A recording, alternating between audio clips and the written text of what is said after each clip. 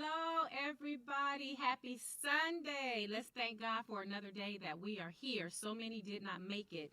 And for that alone, that is enough to be grateful for and to be thankful for. My name is Dr. Tatanisha Timms, or Dr. T, as I am lovingly known. I am a clinical psychologist. I'm a whole lot of things, and we don't have to go into all that. But I am very happy that you're taking the time to tune in and to join me today because I have a brother here in studio that I've been knowing maybe about 30 years. Ooh, that's a long, I know I look 35, right? Tell him. Not bad for almost 50. But I have a brother here, a true brother in every sense of the word, you guys, that is here. He has so much knowledge. He's a lot of things, and I'm going to let you guys tell it because I don't want to miss nothing. But the one thing I know is that he's dynamic in everything that he does. He's consistent in everything that he does, and he has a true impact on people, more specifically our people. He is centered in his blackness. He is centered in just everything pro us. So I am asking you guys to please share this video so that your people can see this because we got to get educated and we need to, it's time for us to take a stand and to get out of the realm of doing what is comfortable and learn how to be comfortable with being uncomfortable because truly that is where change takes place, the change that matters. So without further ado, I'm going to bring to the mic check 1 2 1 2, Dr. Daniel E. Walker. Boom, bam, there we go. That's yeah, baby.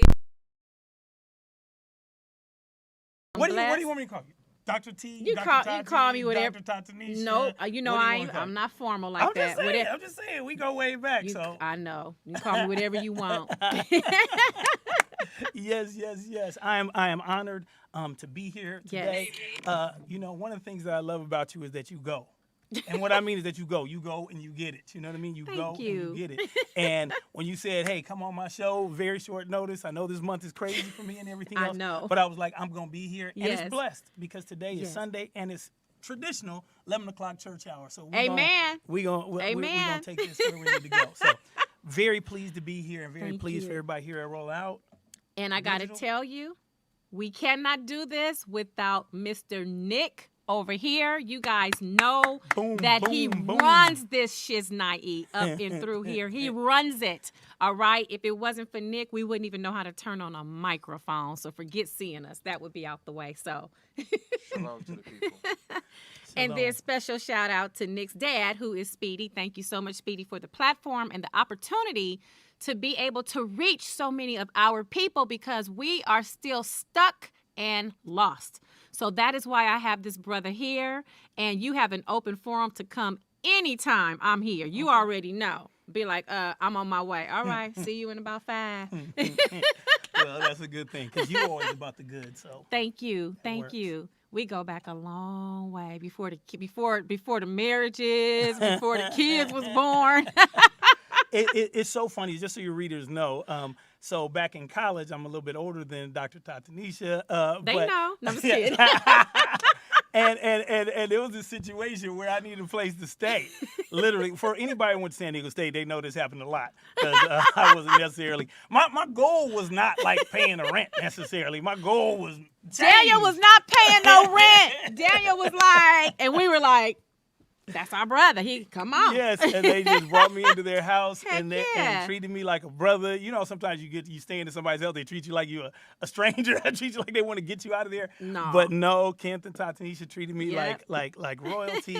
And then, kind of opened up the door for all kinds of other cool things. Yes. Just so you know, they were both volunteers in a program that I ran called Leadership Excellence. Leadership Excellence. And they came in and we helped young people. And that program, Leadership Excellence, still in effect today. It's just called 2 different things. In the Bay Area, it's called Flourish Agenda. And in the Inland Empire, it's called BLU Educational Foundation. And now over those years, we've helped, we estimate somewhere between Sean and Dean and what we're doing, over 10,000 young people. Absolutely. Over the course of those years. Absolutely. So. Because you are a little older than I, but your leadership and your guidance So imagine, I grew up from the hood. I'm from the hood, South Central LA and Compton. That's me. Proud of it, every inch of it.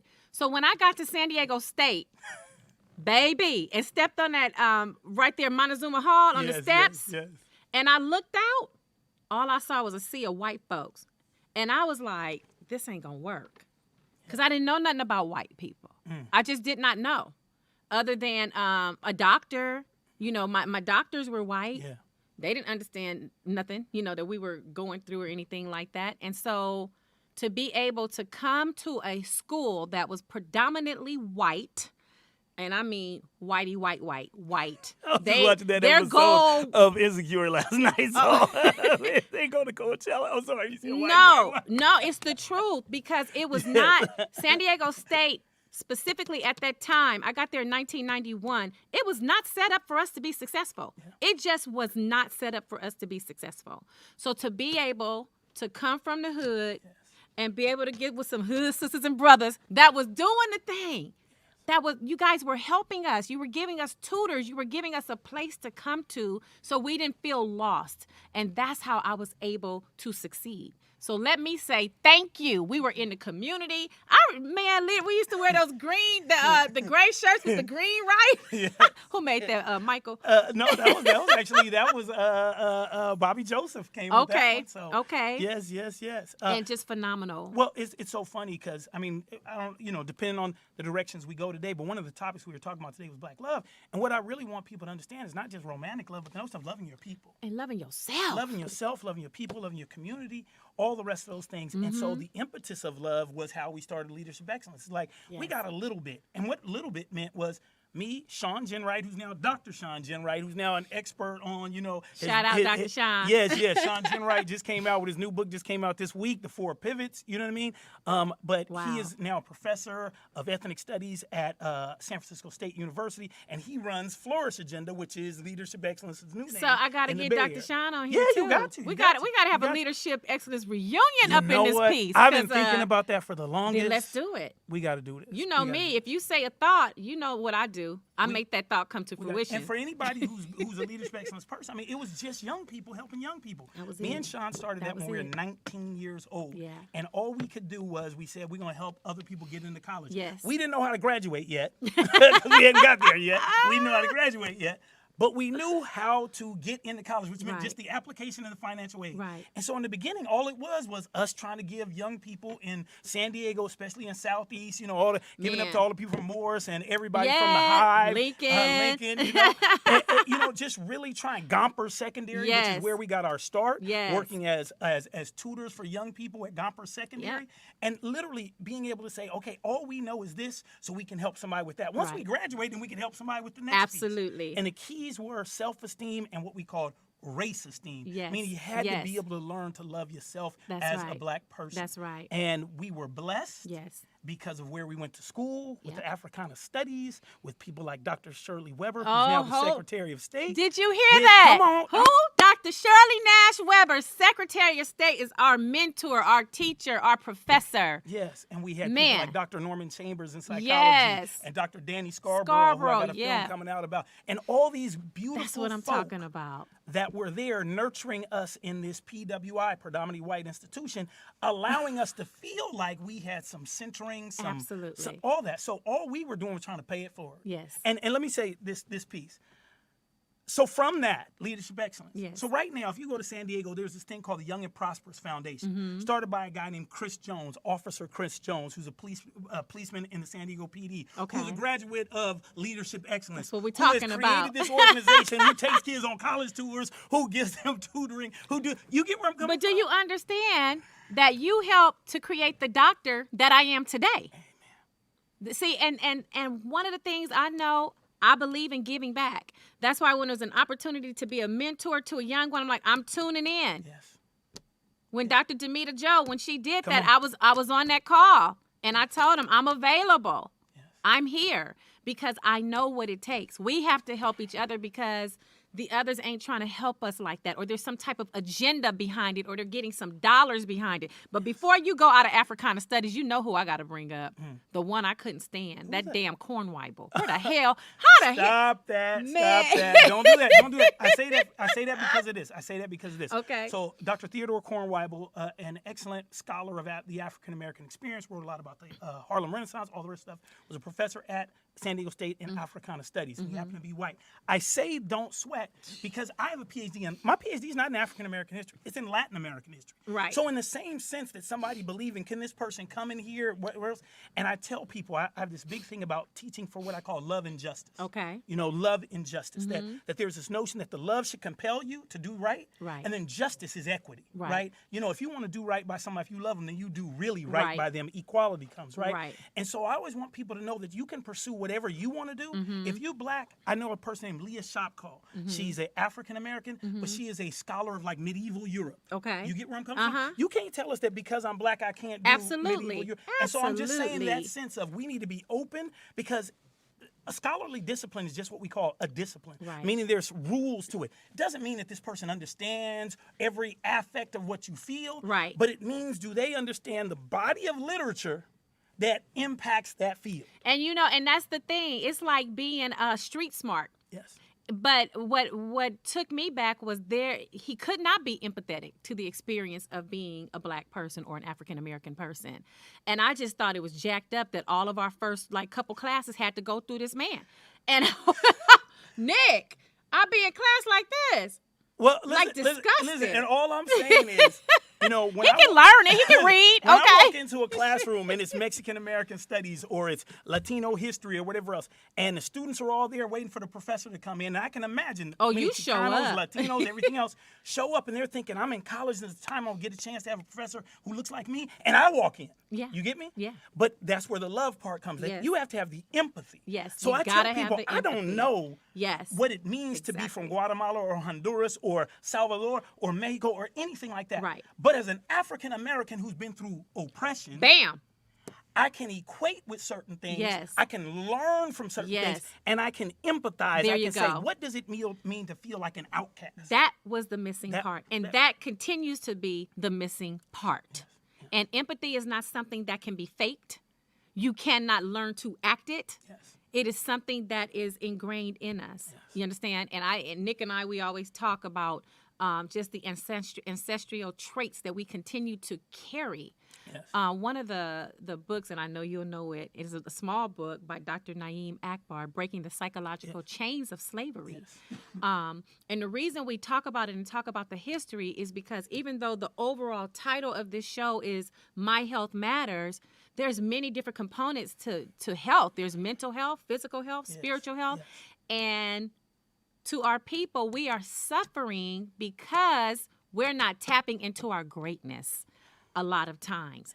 And we don't have to wait for, I'll just say, others to rescue us. It's up to us to do for us. And the rescuing has already been it's already in our DNA. Right. You get where I'm coming from? Yeah. It's how we survive. Yeah, when we think about black love, that means that love that was experienced on that slave ship when somebody looked out for somebody else who wasn't their brother, who wasn't their sister, but understood we all in the same boat together, right?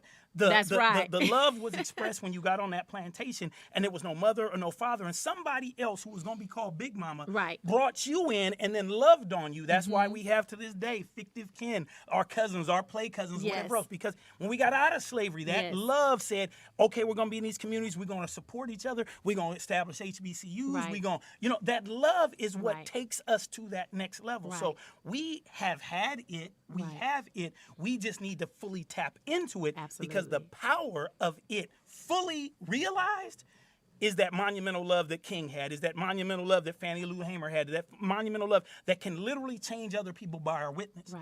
But we have to be able to understand it at the core. Right. Remember, Right. because I of where agree. we come from, because of how we've existed, we have gotten so many negative images of ourselves Yeah. that we believe are ourselves. Yeah.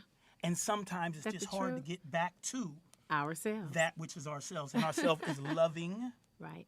a community, your family, all the rest of these things. Right. Get back to it. We can do it. We can do We can it. do it. We can do it. It ain't too late. You can do it. Put your back into it. Put your mind into it. You Yes. know, I just love Dr. Maya Angelou. Be the change you want to see in the world. Yeah. You know what I mean? Yeah. But I don't know. I just get so disgusted by just even like societal things today. You know, I heard you say when we were in slavery, but still there is a huge part where we are still, others want to enslave us or, you know, control us in what we do. You know what I mean? And it's like, no. Like me, ain't no controlling me. Yes. I'm a hard sister to control. It's just not going to happen. Yeah, well, we have to institutionalize that essence that you got. Right. That means to be everybody. Absolutely. I think sometimes our whole fight against being controlled, right? Yes. You know, that's one talking about our mental health issues, right? That there's a part of us, they ain't gonna tell me nothing. You know what I mean? There's a part of us that doesn't want to, and sometimes that is good, and sometimes that's bad. Can't nobody tell me nothing. Can't nobody such and such. Because we've been jaded so much. And so even when we think about good ideas coming our way, things that we should attach ourselves to, all those other negative things come up because of where we've been. But this is, once again, this is not about those things. This is about the capacity that we all have, right? And it's interesting because you talk about black love, and black love is so the other day I was at my house and at my sister's house, and I heard this laughing and giggling and whatever else. And it was my sister and my two nieces. Okay. And my sister was asking them, in essence, if what she had on was cool, right? And it's in the morning, right? She didn't know. But the thing is that it was so beautiful for me to just listen. They didn't know I was listening. I was in the room. And just the beauty of a mother, her two daughters, both dark-skinned girls, all three dark-skinned women, all talking about beauty, all talking about, you know, intergenerationally and loving on each other. And even though we go through struggles and stuff, because we do. We got stuff. You know, my niece is in the midst of that angst of adolescence, you know what I mean? You know what I mean? Where all of us parents are like, will they ever come back? Like, will they ever come back? Will they ever start acting like that? It's a shot in the dark. Shot in the dark, you know sis. What I mean? But listening to them all just loving, right? Yes. And that's what we talk about black love. Yes. You know, when you start thinking about memories of folk who've passed on, and it makes you smile. Yeah. You know what I mean? It's that notion of having, you know, what did Tupac say? You know, but Mama made miracles out of Thanksgiving, right? You know, every Thanksgiving. You know, this notion of the way somebody would extend themselves for you, that love that your parents do when they sacrifice for you, right? Woo, child. Come on. Matter of fact, I got to send somebody some money that's in Paris because they need some more food. Can I do that, Nick? Nick's like, no, let him go stand on the corner and panhandle. Bro. But you know what I mean? Nick be hard with it. but we have this as a culture, right? Sure. So we just got to tap back into it. It's beautiful. Absolutely. It is beautiful. But it's a process. It is a process. And the process is first about knowledge. It is a knowledge process. of self. You got to know who you are. You got to know who you are. You got to know who you are. And you got to be careful about who and what you allow around your children and what they see. You know, your child has a teacher. You need to get in and know those teachers. Because now, I could tell you, so Elijah's almost 22. He's had one black male teacher his whole life. One. Yeah. How does that happen? Well, you know, so we're both in education. Correct. And we all know that education as a field, especially at the elementary level, is dominated by white women. And this just is. The vast majority of people teaching black, Latino, Asian kids are white women. No diss to them for coming in, but we got to get in it. You know, we have to be as diligent about this field as we, and especially there's a program in South Carolina called Call Me Mister. Okay. And it's specifically about it's a pipeline program for black men to become classroom teachers. You know what I mean? And in South Carolina, they give you, if you sign up for the program, you can go to University of South Carolina, Clemson, you know, the HBCUs, whatever else, for free. Because your commitment is to be back in the classroom. And then they've been able to study what are the results of those kids, especially those African-American kids, when they actually have an African-American, in this case, male teacher. Excellent. Tell us. Excellent. They achieve excellence. Excellence. And I know what it means. I mean, I remember growing up, so I grew up in Fontana. All right, that's for people who are listening, 60 miles east of Los Angeles. Dirt. Desert. They got a couple buildings now. I always got to mention it because I always tell people that believe. We don't have a single black experience. We have multiple black experiences. So everybody believes that the black experience is either I'm in the South, Mississippi, Alabama, or urban Chicago, South Yeah. Side, New York, Harlem, whatever else. And there's many other nuances. So I grew Sure. up in Fontana, which is 60 miles east of Los Angeles. Right. But I always tell people it was 1,000 miles east of it in terms of racial tolerance. Sure. When I grew up in Fontana, it was the center of white supremacist activity in the state of California. Yes, it the was. Ku Klux Klan, his name was George Pepper, the leader of the statewide, and he was the national spokesperson. My city, literally. Here's my girlfriend's house, here's her fence in her backyard, and on the other side was this dude who's the head of the Klan, who then got a permit from the city to rebuild his house in a way so he could have Klan rallies. That's right next to that's the next fence over. So I grew up with Klan rallies, I grew up with the word nigga all the time, and I grew up most of the time being the only African American in the class. And many times, when I was from 5th and 6th grade, there was only 2 black kids at the school, me and my brother. I'm just being real. Wow. Now, those people in my classes, to this day, good friends. Right. Those people still. But understand that there was a systematic thing going on by why I was there. Sure. And I got blessed. I had a black teacher, Miss Jackson, in 3rd grade. And then I don't think I had another black teacher till I got to college. Yeah. You know? Yeah. That was it. But I remember in 5th grade, there was a dude, he taught 5th grade, but I was in his class, and he was Mr. Brown. And he was a brother. And he was tall, he was from Texas. He ended up becoming the first African-American to be a principal in that district, everything else. Oh, but I wow. remember seeing him. Okay. There's 2 black people at the school, but we got one tall black man there, and he acted like he was my daddy. I'm telling you, he acted like he was my daddy. Because he was able to sympathize and empathize on what I your get in life. trouble. Here come Mr. Brown. What you doing in here? You are not my teacher. Right. Why are you over here? Why you in my business? And my mother and Mr. Brown like that. Oh, You know, yeah. get where I'm coming from? Oh, yeah. So I had a protector because there's times I did stuff that I need to be punished for because I was Sure. being and there was times when other things happened. But the fact that I saw a black man, and I keep saying tall because we all thought he was the biggest guy. We're in 5th grade, right? Right. And it just seemed like he walked with this essence. Sure. And I felt like I had to impress him too. Right. I felt that he had to get good reports about me. Right. I felt all those things. Yeah, You know what I mean? And then the absolutely. next time it's college. You get in, it's Africana Studies, and I'm taking these classes with these black professors because I have not seen them. Man, wasn't it fascinating? It was so fascinating. I couldn't believe. I don't think I ever had a black teacher. No, Miss Williams, my kindergarten teacher, was black. I had Miss Dupass for math at Washington. And you see, I skipped junior high. So I think that was it. And now you going to until- school, you saying you don't have a black teacher, and you going to school in L.A. at a Right. time when South Central was Black. predominantly black Correct. versus today it's predominantly Latino. Yes. And you're saying you're in LAUSD, Right. the 2nd largest school district in America, Right. in South Central Los Angeles, Yes, the in the 2nd largest hood. conglomeration of black people in Right. America throughout Yeah. the 80s and 90s. Sure. That's what South Central was.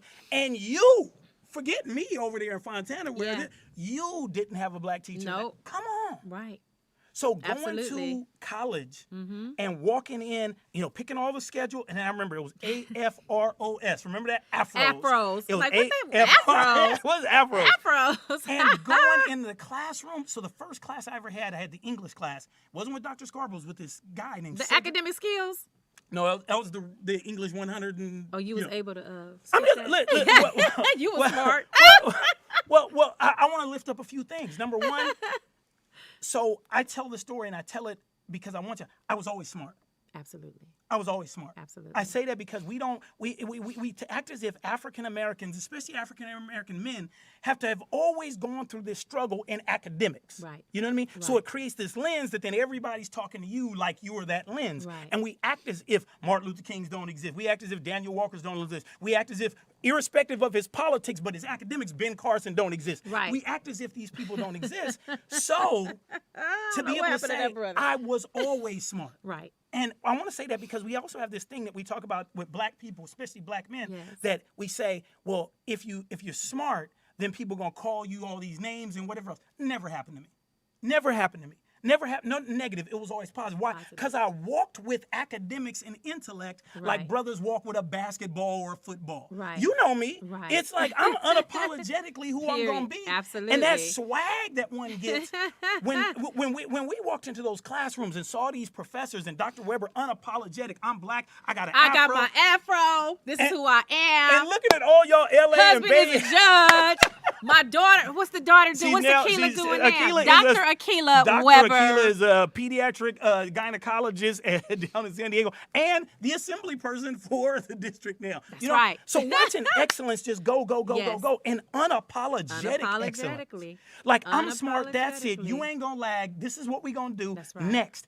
And for a person who had always been smart, who had to deal with living in a place where they had so many people saying negative things about black intellect, and then to walk in there and they up here strutting their brains and asking us to do the same. Yeah. And looking at They demanded it because they knew.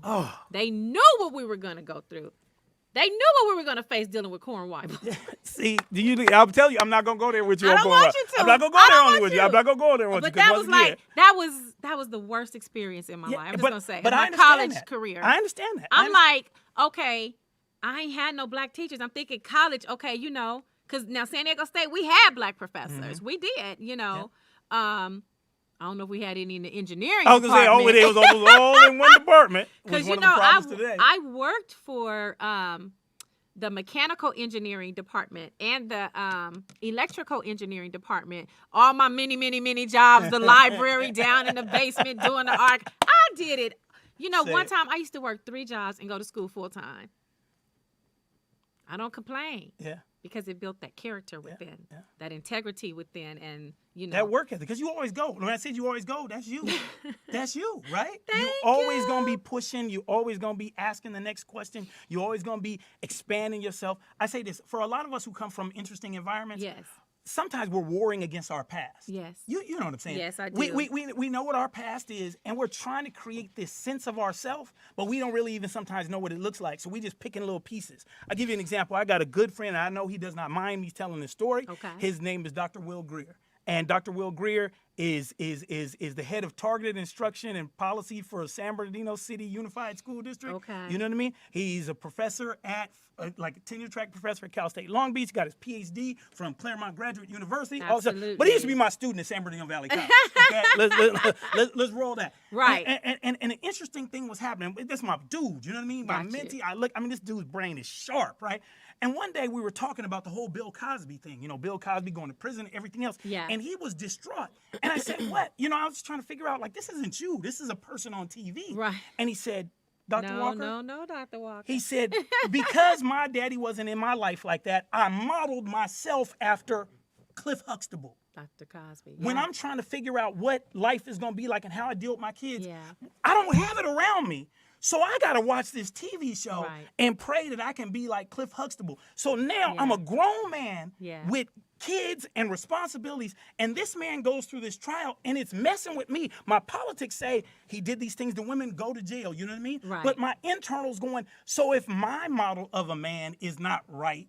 Not real, now what does that now do for me? Versus I see men being fathers, I see men being loving. I see men everywhere in my community. I grew up with them. That is the thing. And Will and all my crew back there, these now it's so funny because they're in their early 40s and whatever else, and I still consider them young cats and everything else.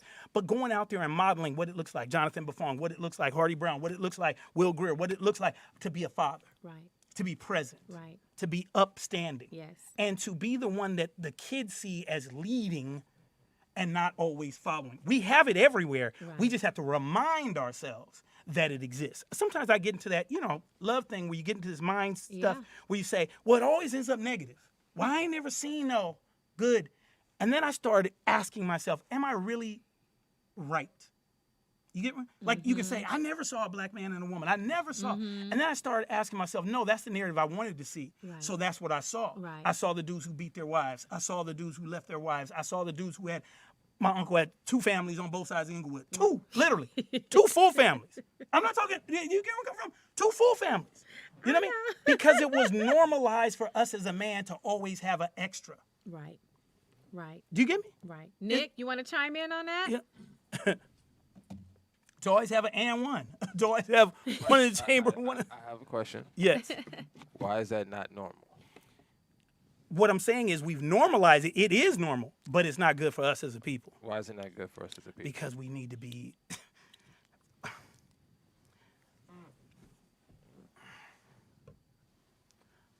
I don't want to talk to other people. I'm going to talk to you from me.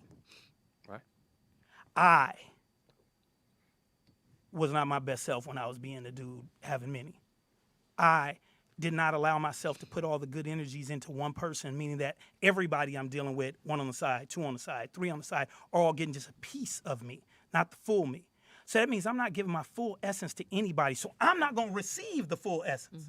You get where I'm coming from? I never knew until I found, right now I'm in a beautiful relationship and I'm giving my all, like my all. Like, and when I say my all, she has my password for my phone. Because I'm giving my all. I'm not worried about nothing else. You get where I'm coming from? But you know what it does for me? It's like, wow, once I started giving fully, transparent, 100% committed, everything else, the level that I'm getting back is something I've never experienced before. Because no woman can give me all because they know they're only getting a piece of me. You get where I'm coming from? Is she a black woman? Yeah. So I'm not getting my best self. So I'm not my best. She's not her best. And honestly, keeping a whole bunch of them is time consuming, stressful, and it keeps you off your game. Man, Keeping all the texts going. Come on, let's be real here. Keeping all the texts going. Keeping all the little, hey, how you doing? Just a little bit. Just so you know that I'm still interested. I'm not trying to do that. But, if I'm in town, we going to hook up and whatever else. Right. All the rest of this stuff, the deceit, the lies, the everything else, that's keeping me from being my best self. Right. And what else does it do? It normalizes for my daughter that this is the way men are. Right. And makes her think that she's either going to be a woman with a dude who has somebody or that she's going to be a side piece. Right. And I created that by my daughter watching me for 20 years of her life being that dude. Right. That's what I'm saying about what it does and what it harms us.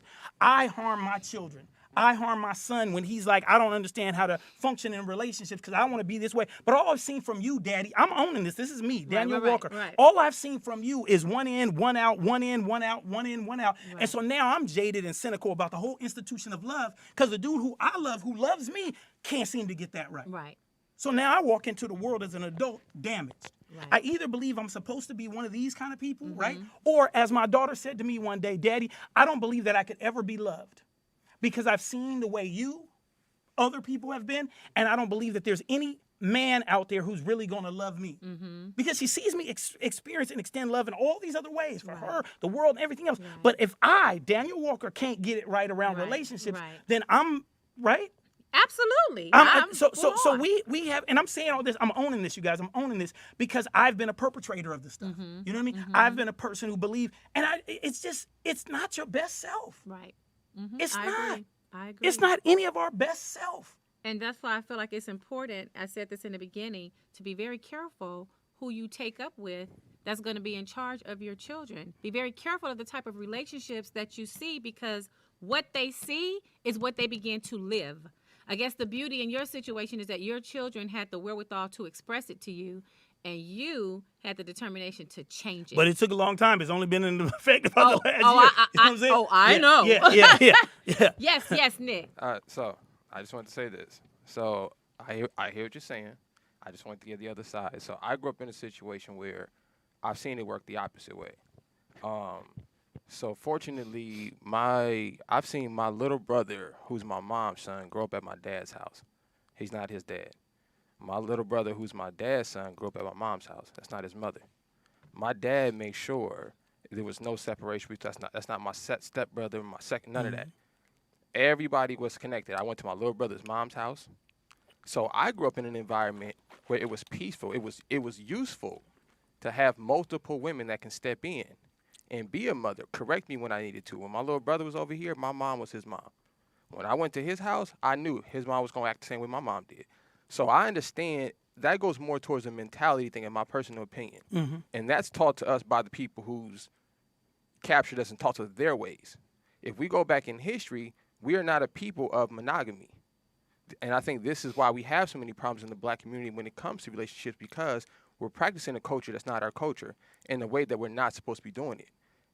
The fact that you said you've had multiple women, every black man I know has had multiple women, right? Yeah. Every black man. Yeah. The only reason they stop is because the black woman keeps complaining about it. And she's getting that idea from a white man.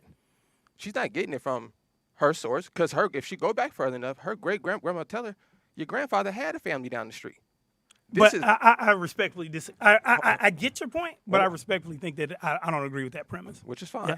If you look in the scriptures, our culture was started by a man with multiple wives. Jesus Christ himself compared heaven to a man with multiple wives. So I understand that our carnal mind can't get our mind out the gutter and it being about sex. Not saying you.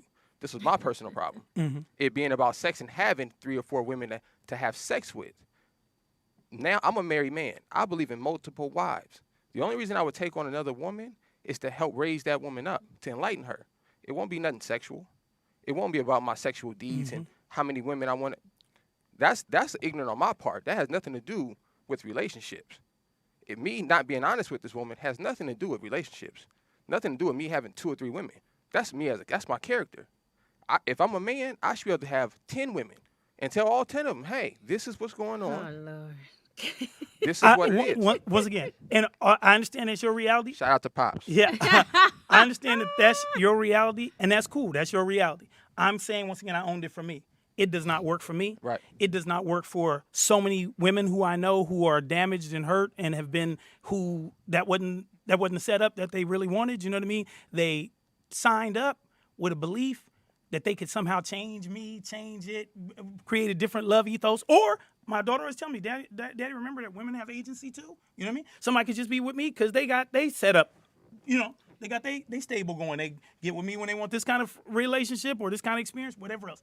But I'm saying that for me, for Daniel Walker, and I believe for the totality, for the vast majority of people in our community, meaning African Americans, that's not a good thing.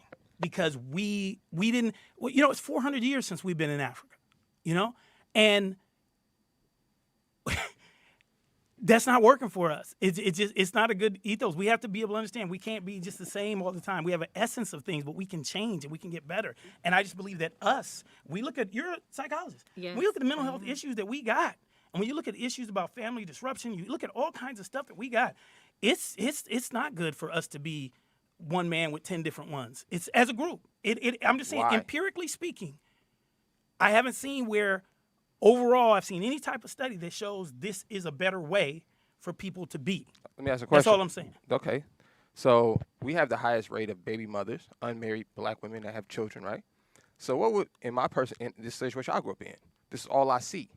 So what makes more sense to me would be if that man who's, no matter what society says, he's obviously, like you said, 400 years now, he's going to have multiple women, regardless of what society says or not. We can see that in the black culture.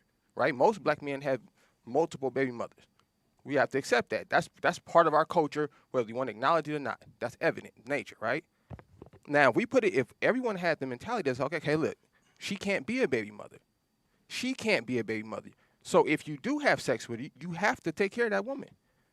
You have now. I say you're once again. Hold on. This is not my belief. Okay. Right? This is from the scriptures. So that's my This point. is from your interpretation No. of scripture. No. What I'm saying is, let me because finish. every scripture has another. That's not true. We could go. That's not true. It does. Let me just finish. Okay, but I'm just saying it does. According to the scriptures, right? If we put this into practice, we wouldn't have baby mothers. We wouldn't have women out there that's alone that has to go find a stepfather. That's my main concern in our community, is growing up with the stepfathers and women. I got a friend of mine who's one of my best friends. Baby father was killed when she was pregnant. She has 3 sons she has to raise on her own. You see what I'm saying? Mm-hmm. What would make more sense to me if there was a man to be there for her, even if he had another family. What's be there for her?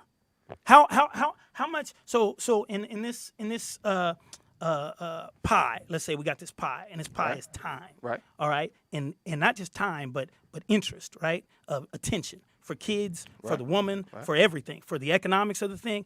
And so I got this pie, and I done split up mine. I'm only one person. I'm one person. I have Daniel Walker. I'm only one person.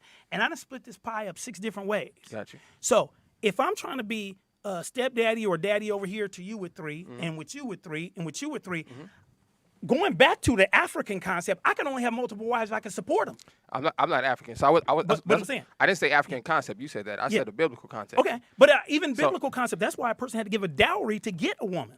So one of my guests would like for you to explain what you're talking about, like what does scriptures, that mean? to prove what scriptures. What is that? Says, I don't know what that means. The guest said, no, it's not in the scriptures. Tell him to prove it. I don't know what that means. Oh, okay. Tell us which part you want addressed. Okay. Right. So my point is, there's a system put in place in the scriptures to conduct your relationships. We choose to go outside that bubble. We choose to interject our own ways to fix things. I understand what you're saying. I'm gonna give you a good point though. So my grandfather, who I see him maybe every other weekend, right? Didn't see him too often. Left one of the biggest impressions of manhood on me, like you said your teacher did. I had a teacher, Coach Norman, same way. I only had one black teacher my whole life. Nigga picked on me every day, right? I didn't see him every day of my life. I only see him maybe an hour a day, but it left an impression enough to guide my life. So what I know about manhood is this. My dad is a comic. He's always been on the road my whole life. When I went to school, got home, my dad was at work. He's a comic. I didn't join the gang because of my father. So I didn't need him to be like my mother was there. So what I know about that society is I don't need a man to look at every single day, hold my hand. Well, I don't need that. What I need is an example of what a man is. I need somebody I can call. I need somebody that can pull up, that's going to come check me when I need to. That's all I don't need somebody to be my mother. That's my mom's for. So I believe, like the scripture says, that's what the man's job is. I don't think a man needs to be there like the mother needs to be. That's two different jobs. In my personal, I don't have kids too. So let me preface that. So don't put too much weight on what I'm saying. So don't put too much weight on that. Bruh, when you start getting up in there, a whole nother boat. So don't put too much weight on what I'm saying, because I don't have children, right? But I'm speaking from a person who was a child, grew up in that situation. The men who left impressions on my life weren't there all the time. I totally hear you, man. The only way I'm who I am today is because people left an impression on me who weren't there, because my dad wasn't there until I was 12 years old. All the rest of it. I get it. Right. But is it optimal?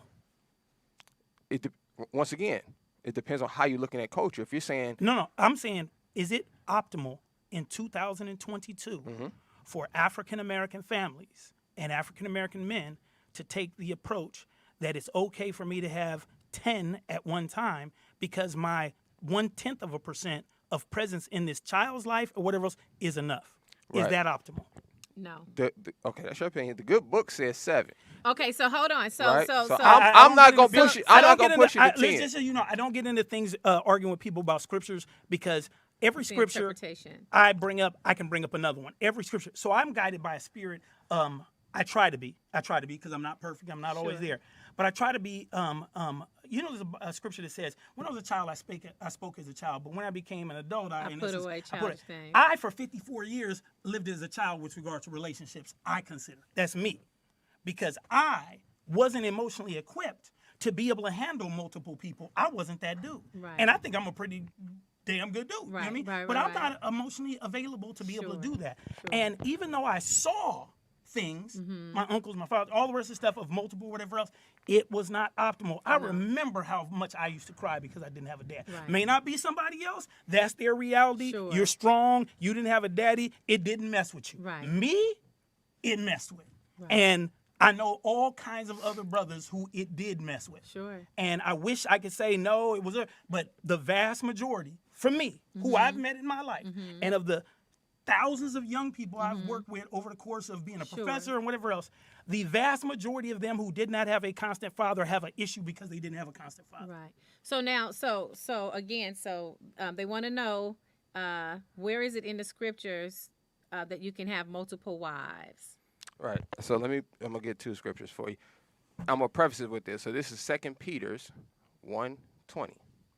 Knowing this verse, there is no private interpretation of the scriptures.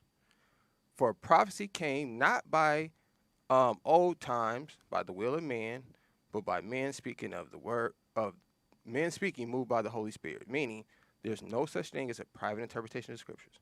What does that mean?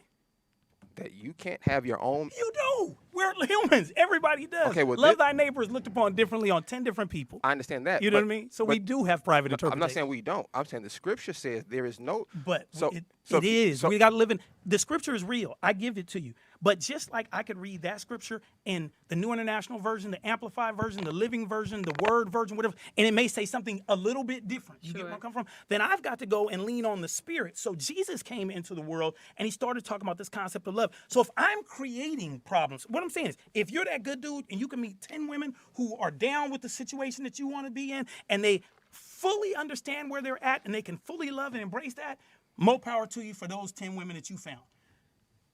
For most of us who aren't going to be able to find that, what am I leaving? A trail of hurt. Right. a trail of brokenness, Right. a trail of deceit, Yes. a trail of all these things, of unmet expectations, of crushed folk. That's what I'm leaving. So for me, I'm trying to exist in this world as a Christian that gives love and tries not to give damage and pain. Yeah. That's what I'm trying to do. So I've got to function. This is Daniel talking to Daniel now, 2020, January 30th or whatever else. This is me talking to myself. Myself a year ago even was a different dude because I wasn't recognizing my pain, my Right. hurt that I was creating. Sure. I'm all this stuff, but I'm not recognizing how many people I'm hurting. And that hurt, imagine this. I do that once, let's say from 25 to 45. Let's just say I do that once a year with one person. Right. That's one relationship a year. Yeah. That's 20 people who've now been damaged. Right. And most of us, I was doing more than 20. You know what I'm saying? More than 20 years. I'm not trying to say because I don't want to glorify that lifestyle. Right. I don't want to get into know. anything like that. I know, Daniel. Because there's human beings, though, attached to it, right? Sure. There's people who listen right now who are listening to me hoping that they get some sense of mea culpa or something like that, who've been hurt through it. So I'm just saying, I'm trying to function on what is optimal. And what I've seen in the years that I've worked with black communities and young people, that fathers who are that the issue of having multiple relationships and whatever else has not worked well for the vast majority of not only men but also women in seeing that. So I could go back to 400 years ago, but I don't live 400 years ago. I live in the real world where marriages, multiple marriages against the law, but that's a whole other thing because I can live in Utah and do my own thing or have plural marriage or, have understandings. I experimented, young brother. I experimented with being polyamorous for a while. I thought that was the thing, I said, maybe I'm just cut different. I was trying to get out of the whole thing and I was like, maybe I'm just cut different. Yeah. So for a year, I lived a life just saying, I'm going to be totally honest with you and you're going to be totally honest with me and everything's going to be cool and I'm polyamorous and I want you to know that. But does that mean nobody's getting hurt? No, people getting hurt. Right. Yeah, I just, there is no love stronger or better than black love. So idealistically, black children, raise them with their parents. That would be idea, right? But even if there's the absentee of a parent, I think it's still important because of what is ingrained in us to raise black children with black parents, period. I believe that. It's like we don't know enough about ourselves to start emerging too much. You don't know enough about yourself. You don't even understand mentally, psychologically, even like the DNA, all of that, But I agree, spreading it around is not, I don't think that's optimal. It doesn't mean that a parent can't love or doesn't love their children, but children require a lot of time and energy and money. And, it's a real thing. And if they have special needs or any disabilities or anything like that, that's a lot of time, a lot of energy, a lot of money, that you have to be invested. I have a niece that has special needs, and man, I don't think I admire any other woman more than I do my sister Tisha because of how she loves on her daughter, and unfortunately her father, is an absentee father, black father, but an absentee father because we know that exists too. But you got all these kids, you got to keep it together. Because everybody's going to have issues in life. That's just a part of life and living and just being a human. I call it Dr. Lorraine Johnson. Remember Dr. Johnson? Hey, Dr. Johnson, because she watches, and I want to have her on the show as well. She used to always say, daughter, that's just life on life's terms. That's just life on life's terms, right? Mm-hmm. Or you hear people say, well, when life throws you lemons, squeeze it, son of a bitch, and make some lemonade. Make it work. Mm-hmm. That kind of thing. But I respect Nick and Nick's opinion. I definitely do. I'm glad that you knew he was gonna have that. So I know Nick, baby. I was like, okay, it be me and Nick in here. But can I answer the question for your person that asked me a question? I don't want them to think I'm dodging the question. Oh no, it's okay. Just to finish that part, for a precept must be upon precept, line upon line, here a little, there a little. Meaning, if you say something about the scriptures, you have to prove it with 2 or more scriptures. So that's pretty simple. I preface that because now I'm going to prove what I'm saying. Okay. Okay. All right. So Romans 4:15, because the law worketh wrath, for where there is no law, there is no transgression. A sin is transgression of the law. Like in America, the only way you could break the law is if there's a law established that you actually broke. So it's pretty simple, right? Right. Okay. So in order for me to say it's wrong to have multiple women, I would have to find a law that says that. Right? That's what the scriptures is telling me. If there's no law that says that, I can't just say it's wrong. But there is a law. That's what you It's said. called, it's called polygamy. No, I said there's a law in the scriptures. Oh, in the scripture. Oh, okay, I'm sorry, Right. Mr. So now I'm going to get the proof that there's no law against having multiple women. Here we go. Deuteronomy 21:15.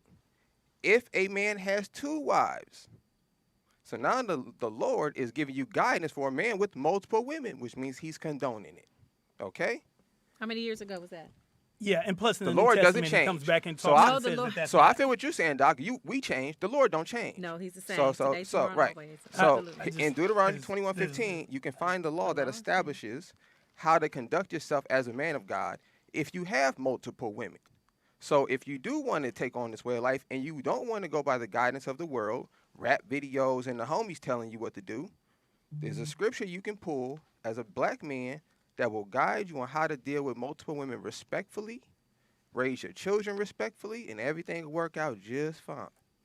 So I just wanted to, I But hope, why can't you just do that with one dynamic black woman as a black man and bring in some dynamic black children? Why spread it out? Is it because multiple women can offer multiple things to the child? Because I heard you say that. No, a little because bit. our culture, if you do believe in the scriptures, I do. Jacob, a righteous man according to the Lord, had 7 wives.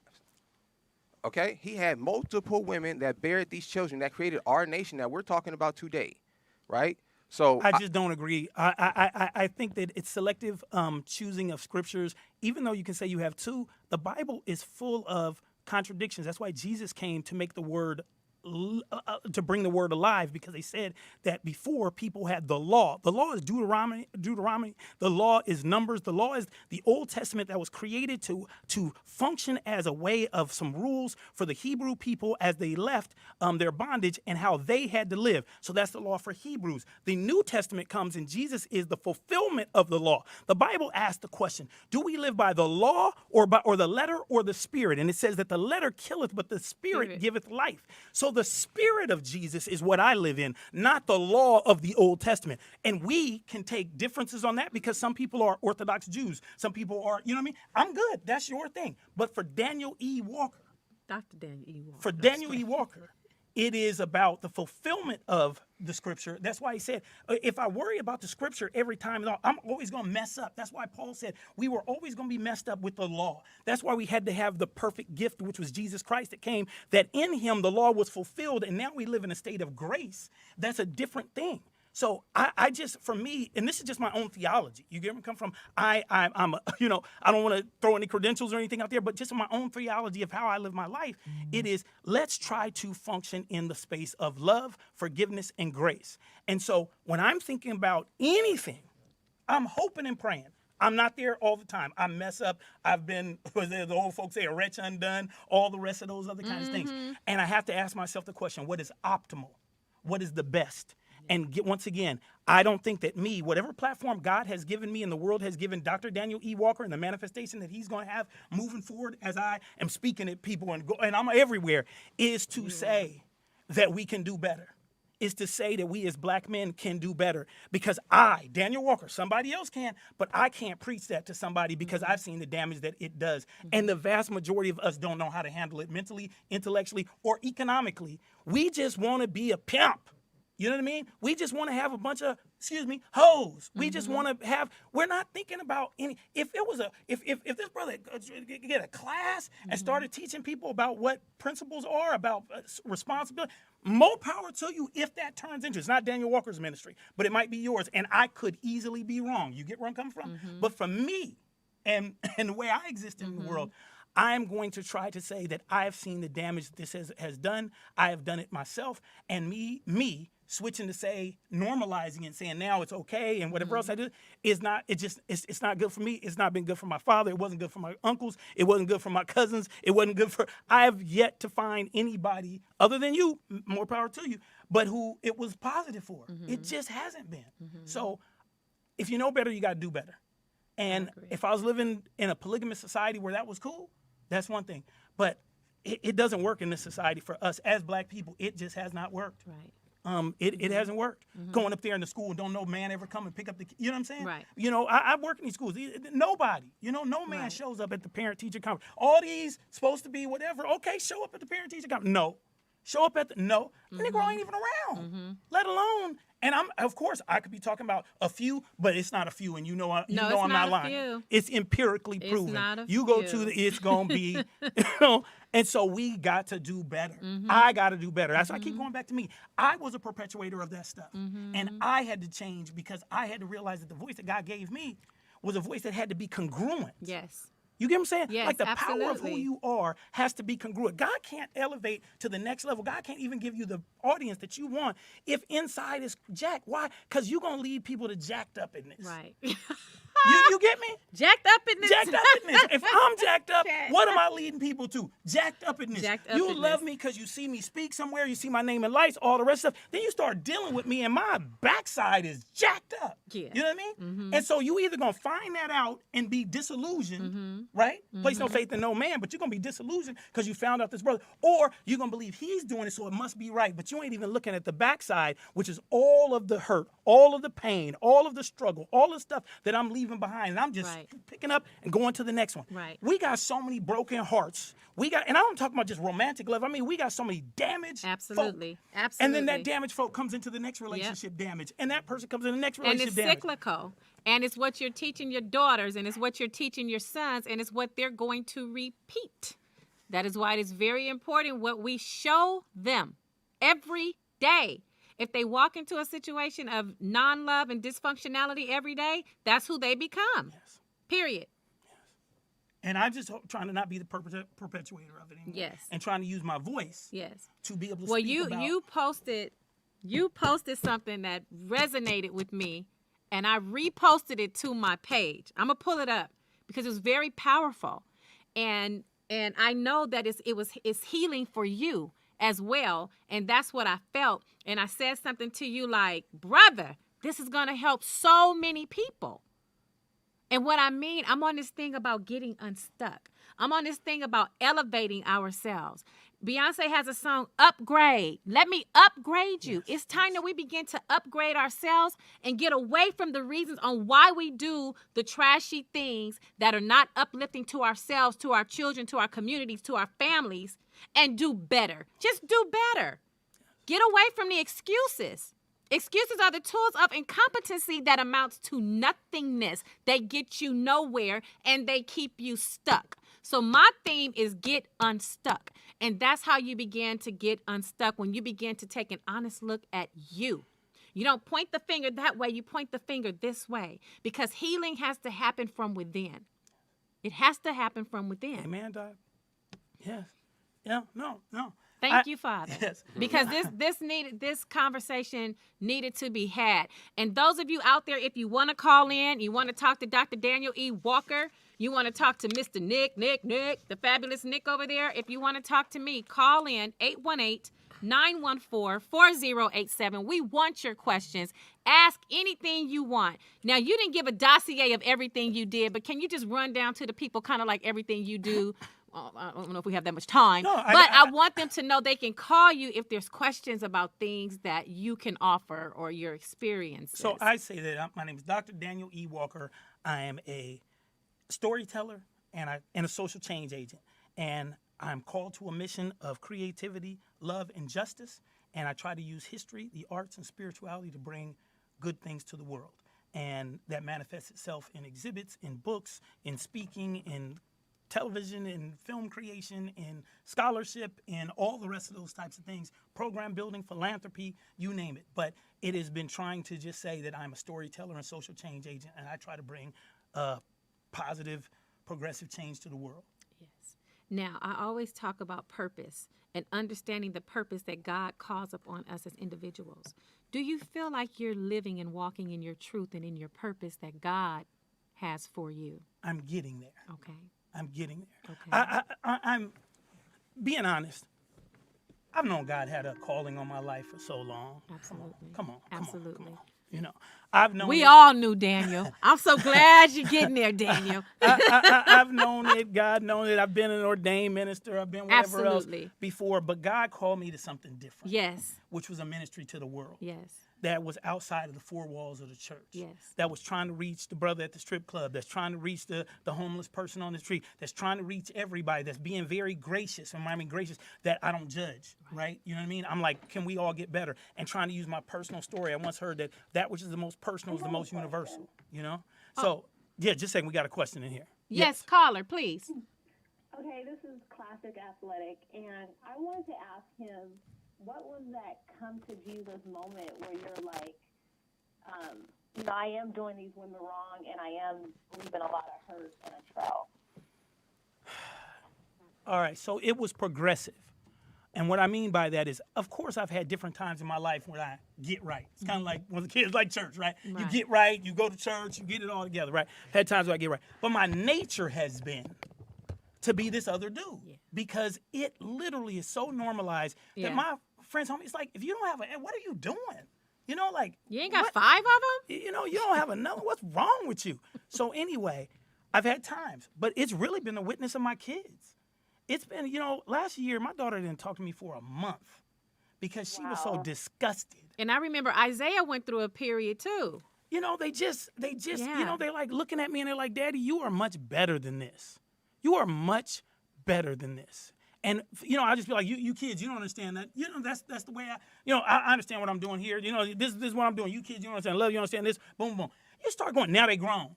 Yeah. Now they out there talking to me and they saying, Daddy, Yeah. And then I think it was just a culmination of, in the last 2.5 years, I've had so much hurt happen in my life. My mother died on like March 23rd. And then my aunt, my mother's baby sister, died 13 days later, like out of nowhere. And then my grandmother died, and then COVID, and then my brother, and then my brother-in-law, and all these things. And I know that in reality, I've been using women to numb my pain. And I started wondering, why am I not getting out of this funk? You know what I mean? Like this grief funk, and I just been in it. Then it was like, dude, because you got the weight of the negative karma that you have amassed by the things that you've done wrong to other people. How God gonna uplift you? How is he gonna free you when you are you just you're out here doing the same thing. Yeah. And you're continuous. And the other part, when you talk about purpose, because God has a purpose for my life. I'm going to tell you, God has blessed me. He has blessed me. He has given me stuff that I'm able to articulate and move people in a certain direction, and I got to be right. And it just was like, I just woke up one day, and it was like, stuff started happening. It was falling away. It's taking about a year to start falling away. And then finally it was like, make the decision. And then you still got that old man in you. You got mad. You made a decision. That's so powerful.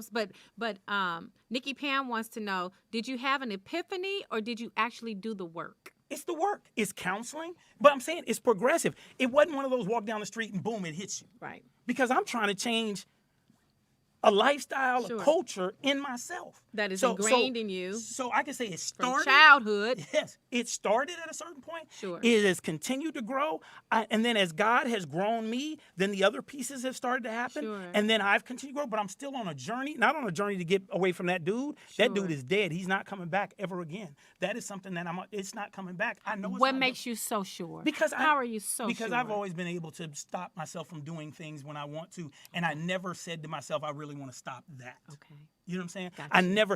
I think in a piece I wrote, I said, I never prioritized being a good husband or a good partner. Yeah. It was never, ever, ever in my thing. It was get women, you got them, you use them for whatever you got, whatever it might be, love, whatever. But it was never, I never dreamed, what was it like to be a good husband?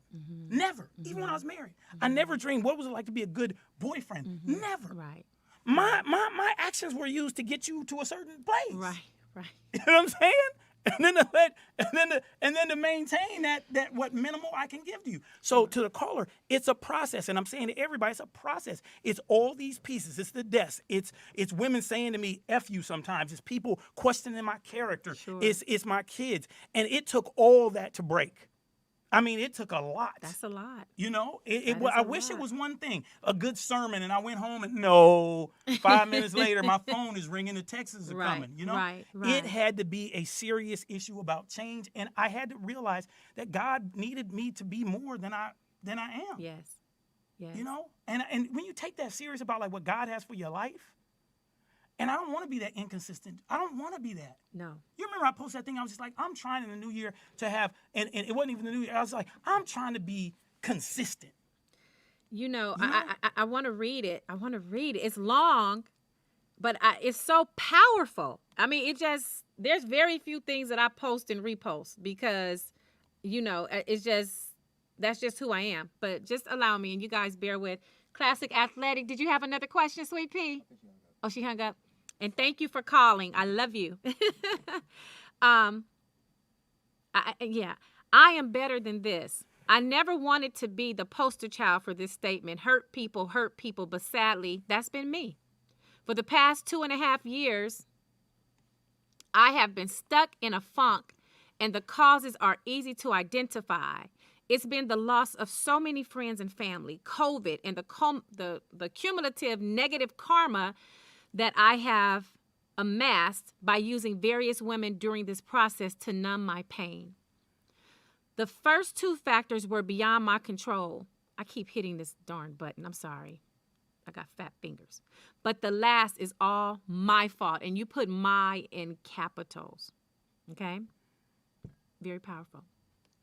While I function with high character in many aspects of my life, that has almost never been the reality when it comes to my interactions in the relationship space.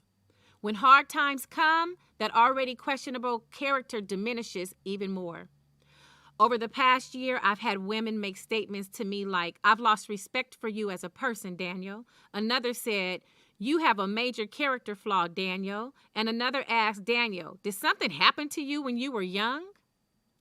Each of these good people and a few others have been hurt by me.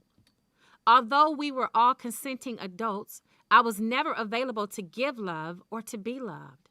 I was selfish and just trying to patch up my holes, not realizing the damage I was doing to other folk who genuinely cared about me as a person, not just a lover. After witnessing so much of my bullshit, my daughter stopped talking to me for almost a month last year because she was so disgusted. My son just said, Daddy, you're better than this. About 6 months ago, I finally became fully committed to change. In this process, I realized that I had never prioritized being in a committed relationship. It's crazy, but I never dreamed about what it means to be a great husband, boyfriend, or partner. I've desired to be married at times, to have kids, and to be a good father, but never really to be a good partner or to have one. It wasn't because I just wanted more women or more sex. It was because I never put a relationship above success and accomplishment. I hate to say this in a public forum, but I always believed that being in love was for suckers. I never envied happy couples or daydreamed about my beautiful life with a perfect woman. Never. I dreamed about the next big challenge. I dreamed about making an impact. I thought that being all lovey-dovey was a weakness that ensured I'd never succeed because I'd get sidetracked. I literally saw marriage as a ball and chain.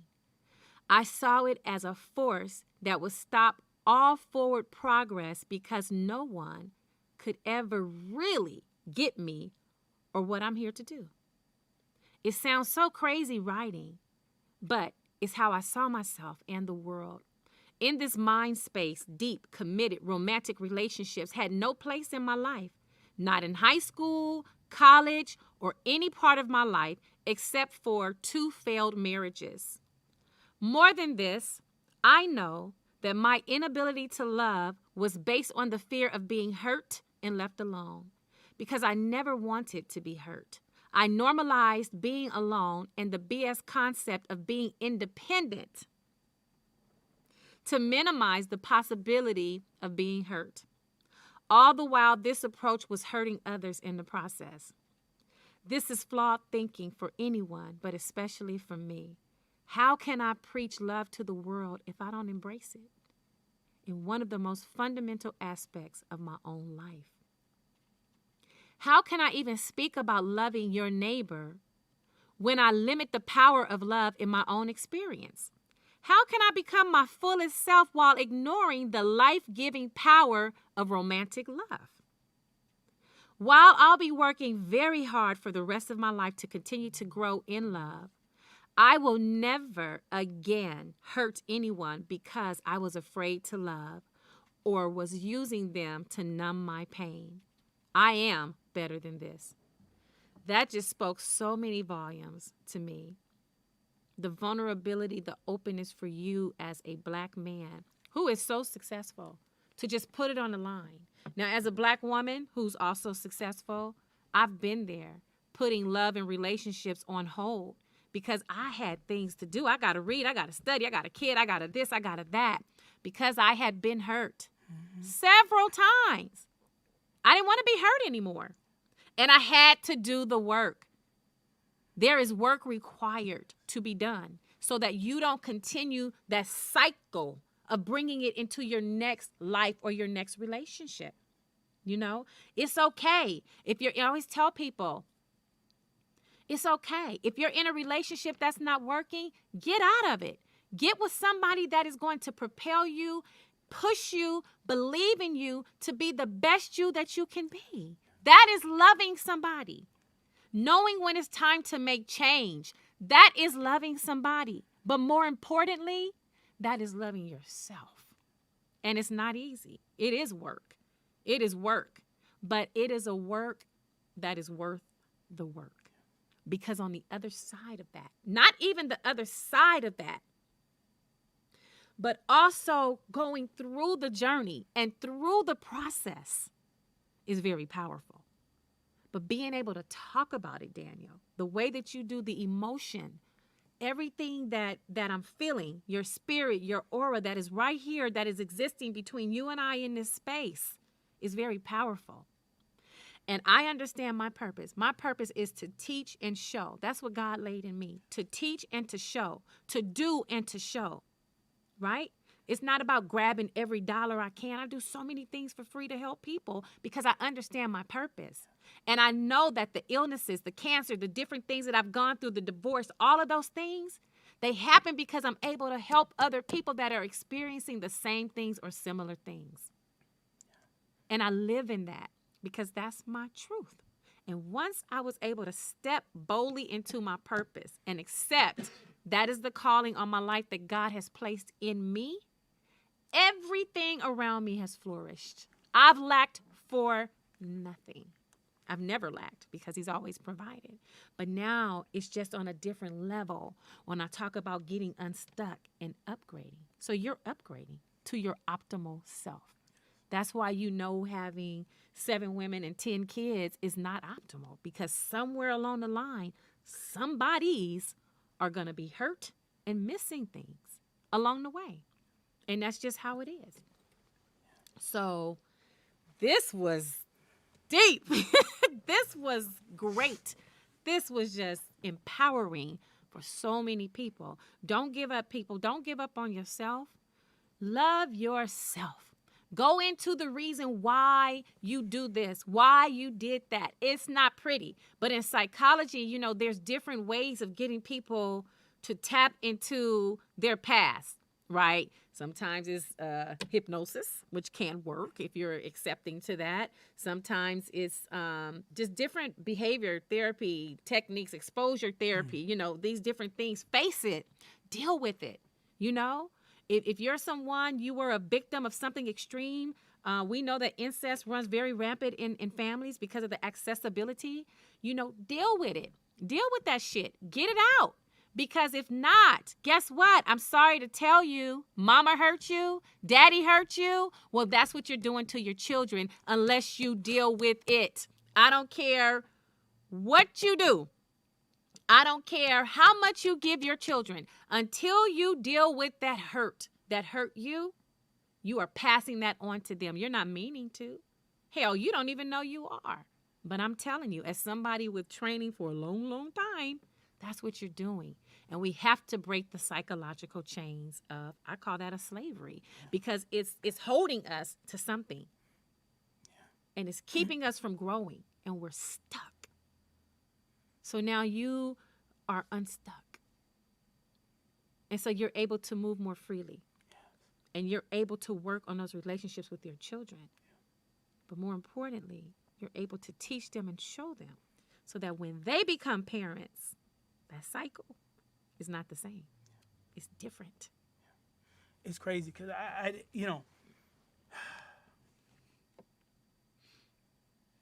so I didn't post that for reactions, but the reactions, it was funny. I just started, I got up and I was like, I'm going to post something today. And I was going to post something about time management, literally. I was like, it's 5:30 in the morning. I get up at 5 in the morning because this is my most productive time. Me too.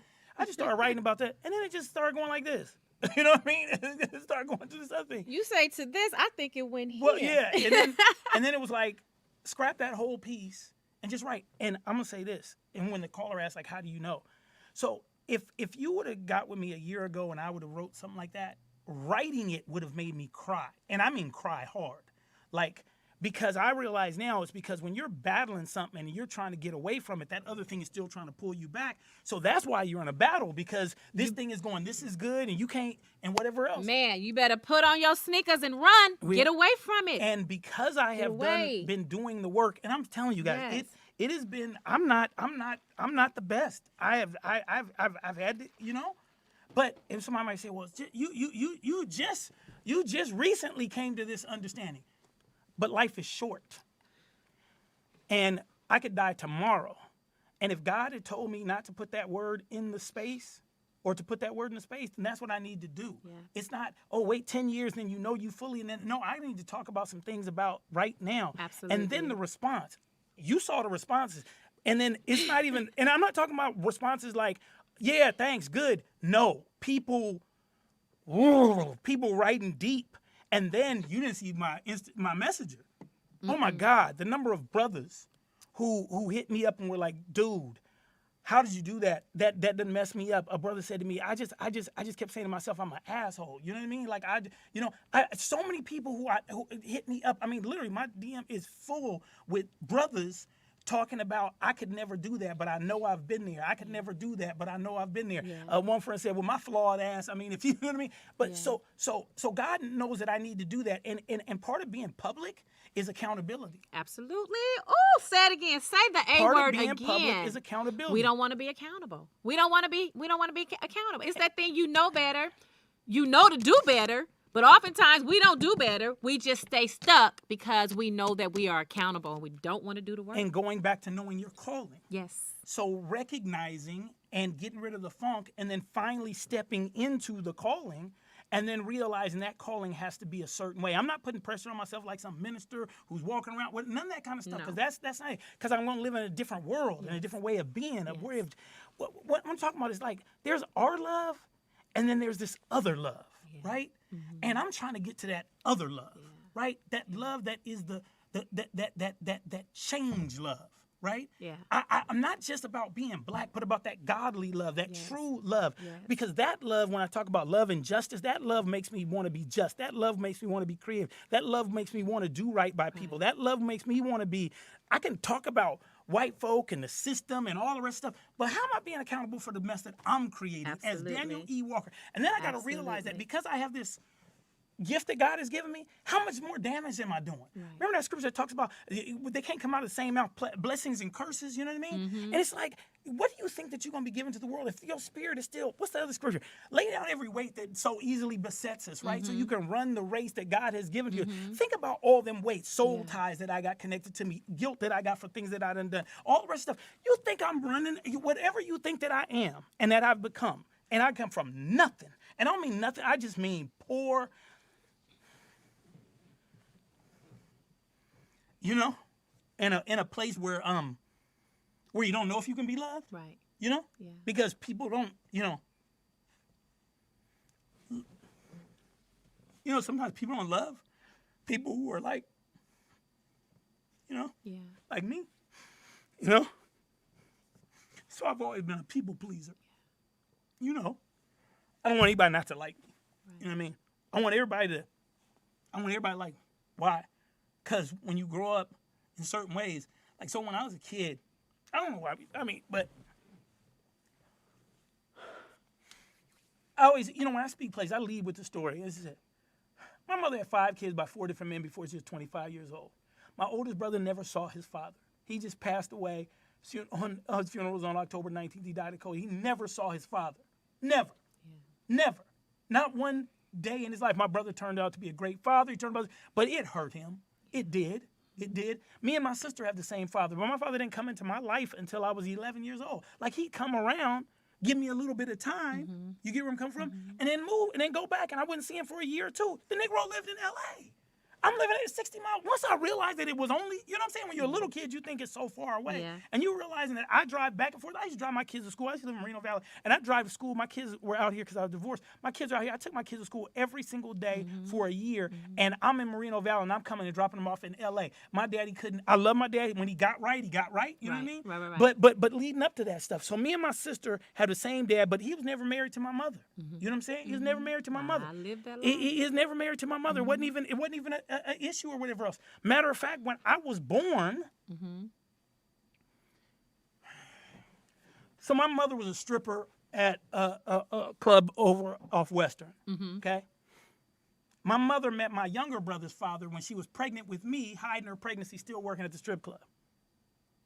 So then I'm born into, not my father, but now this dude has to tell his parents that the woman he's with, now she's pregnant, he done met her at a strip club, that it's his baby, because that only gonna make it look right, because how you marrying a stripper who came from, right? Right. So then he says, I'm his son. So I still have this issue going on right now where a whole group of people believe that I'm their son, their whatever else, because of this lie that was told that people, I went to school under 2 names.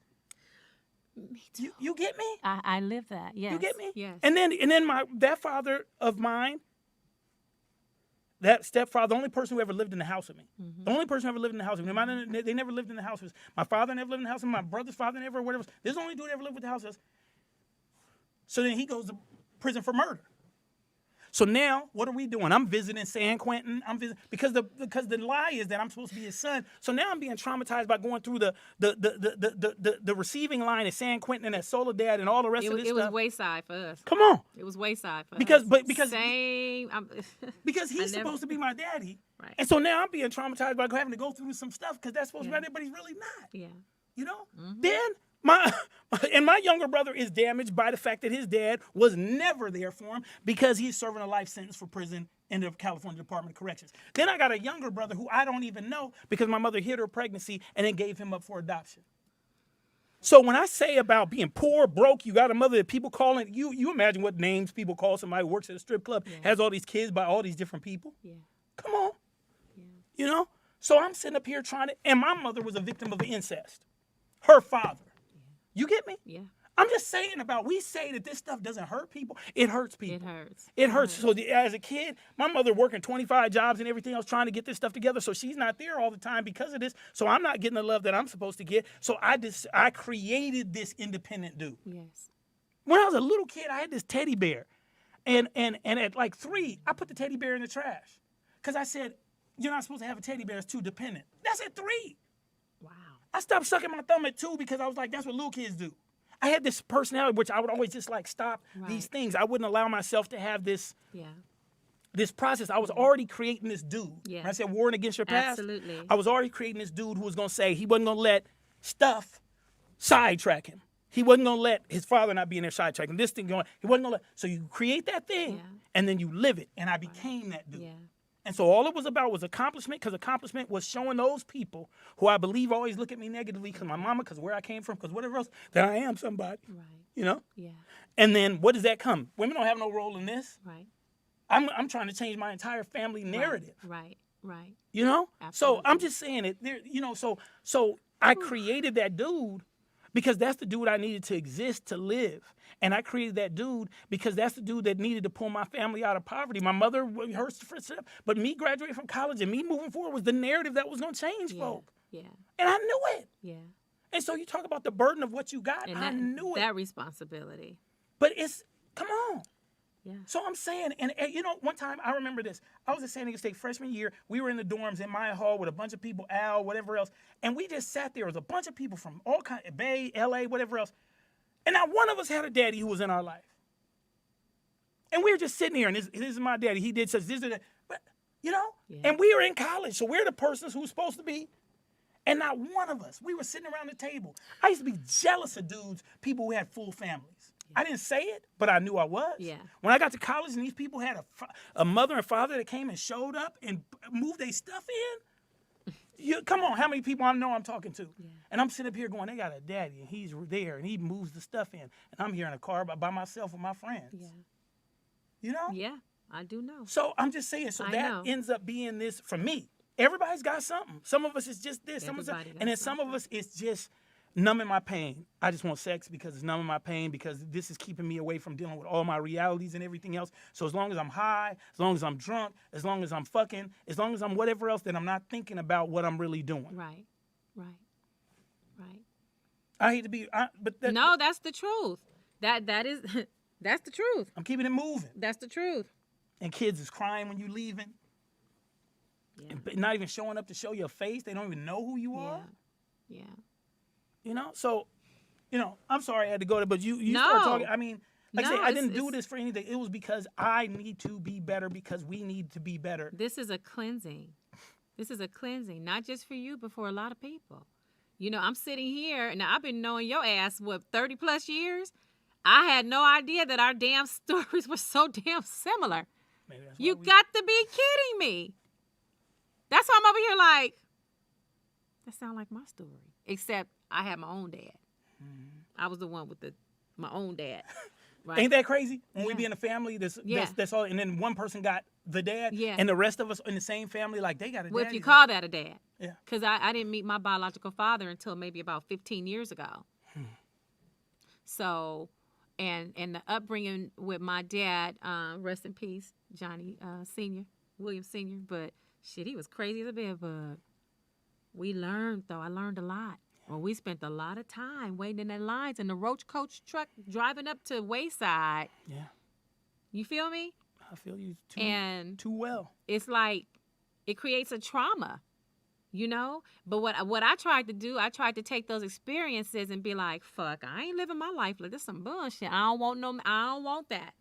That's not what I want for myself, you know? And my grandmother always told me, stop saying you don't want to be like so-and-so before you try to spend your life not being like so-and-so, that you end up just like them or worse. But it's the pain and it's the hurt.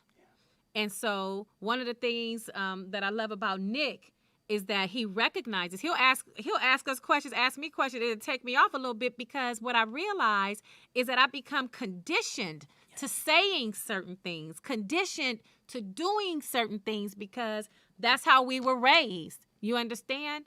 But you're right. That accountability piece, when it kicks up, you understand and know that ain't right. That's not the way it's supposed to be. Whether you change it or not, you know. You know. And it's powerful. But we can change ourselves, like you. We can change our narratives. We can change the trajectory of our lives if we really want to. It has nothing to do with anybody else other than us having the need to be better. I always say my affirmation is to be a better person than I was even just yesterday. And every day. That's all I'm trying to do, is be better today than I was yesterday. That's it.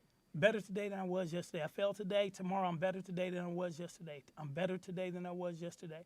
And I want people to know I'm not in a struggle with this. No. You get where I'm coming from? No, you're I'm not in a struggle. Mm-hmm. I'm not in a, you know, a year ago, I'm not in a struggle. No. You know what I mean? I've become delivered. You know what I mean? Yeah. Why? Because I don't want to exist like that anymore. Yeah. It wasn't healthy for me. It didn't make me feel better. No. I was so alone, so isolated. People could love me, but I couldn't give back the love to them because I don't want them to expect anything beyond that. Right. And I don't want to give it fully, because that means you could be hurt and vulnerable and open to whatever else. And I got things to do, so I can't be doing this. Right. No, it's not one of those, like I say, come to church. No, it's been years working on it. I've known I needed to be different. Sometimes God can just throw all these things in there, and then it's like, you know, I wish I was somebody who had been like one thing and then you could change. I don't think anybody just has one thing, though, because I just think it's life on life's terms. There's always some shit. Always. And once you clear that up, now you got to deal with this one. But You know? but the promise to make to yourself is, but that old shit is not going to be the thing that trips me up. Like, it'll be something new. Speak. It might be this. It might be this. But it ain't gonna it's be not that. because that's maturity. I'm gonna walk into this stage of my life and I can't function. And you know what? And to the people listening, want more, want better for yourself, because I believe truly that is the life that God intended for us to live. Not all this struggle, not all this stress and strife, which is killing us, especially if you're Black. Heart attack, stroke, heart disease, blood clots. I suffer from blood clots. If I got to have a surgery, I'm going to have a damn blood clot, okay? Which is dangerous for me, right? So, damn, I got to release something. So then trying to, and I'm not always successful, but eliminating stress where I can.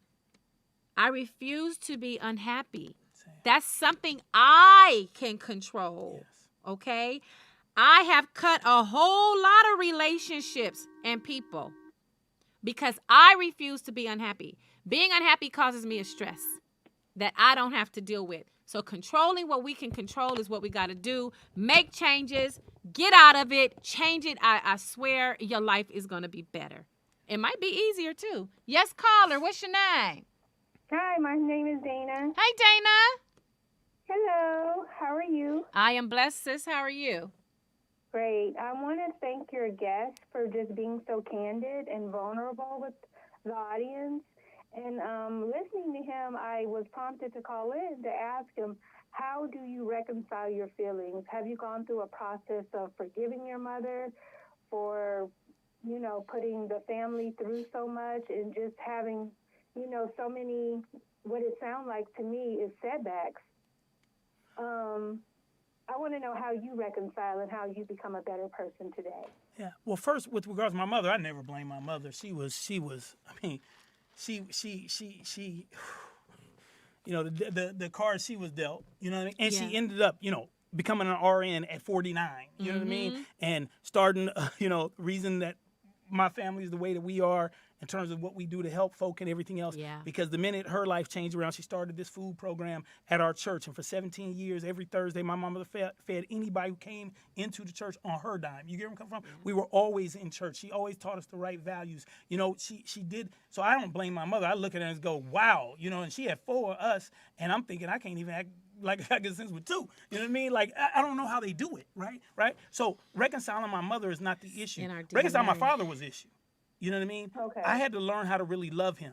And when he came back into my life, I remember I was 5th grade and we had picture day or whatever else. And this car drove up at our school and it was my daddy. And my mother was there with him and it was like, I was like, who, you know, I know who he is, but it was like, what's up? And I used to be like the type of person who wouldn't get in the car with him because I would always feel the hurt. Like, I'm going to go stay with you in LA for 2 days. I'm going to get my hopes up and everything else. You're going to say, you coming back next week and I'm not going to see you for 2 years. So he then said, no, but I'm here. And that's why I give my daddy, Franklin Lee Aloysius Walter Walker. That's what he used to Not say. Aloysius. It's not really what he used to say to us. It's Franklin Lee. My daddy, from that day that he showed up in 5th grade, that was it. He was there. He told me when I was older, he said, Daniel, I was into some stuff that I didn't want y'all into. And I had to learn to respect that. Yeah. I had to learn to respect that because I had to learn to talk about what they see. Yeah. And then my daddy, every summer for the next 6 years, I'm in LA with my daddy during the summers and everything else. I'm actually got a movie coming out at the end of next year. My first narrative feature, which is called Summer of '79, and I call it a love story between the son and the father, where it talks about this summer when I get to connect with my dad. Yeah. So I had to do it. But I used to wonder things like this. Would I cry if my dad died? I used to wonder that. Yeah. You know what I mean? I used to be like, I don't know. And there'd be fits and starts. You know what I mean? Yeah. But I remember when my kids got here, this is what I decided. I said, hey, what his relationship to me, that's on me and him. Right. But his relationship with my kids, that's on me. Right. And my dad was a great grandfather to my kids. And he was a good dad once we got to the adult stage. They often are dynamic grandparents. Yeah, but now he's giving me game on a guy. You know what I mean? Right. And he's helping me. This is crazy I'm about to say, but just talk about the nature of how I am or what I grew up in. So my grandfather, I'll just leave it alone. Let me just give it this. So I'm getting married to Janae. All right, you were there. That's my girl. Hey, Yeah. Janae. Shout out, I was Janae. about to get married with Janae. It's the day of the wedding. I get to my grandfather's house on 108th and Figueroa. My uncle's there. A few of my uncles. I'm dropping off the suit for my dad. And my other uncle had a prostitute there for me. Wow. A prostitute. Not my uncle has. My uncle had a prostitute there in the back of the garage. He's like, go in there and hit that.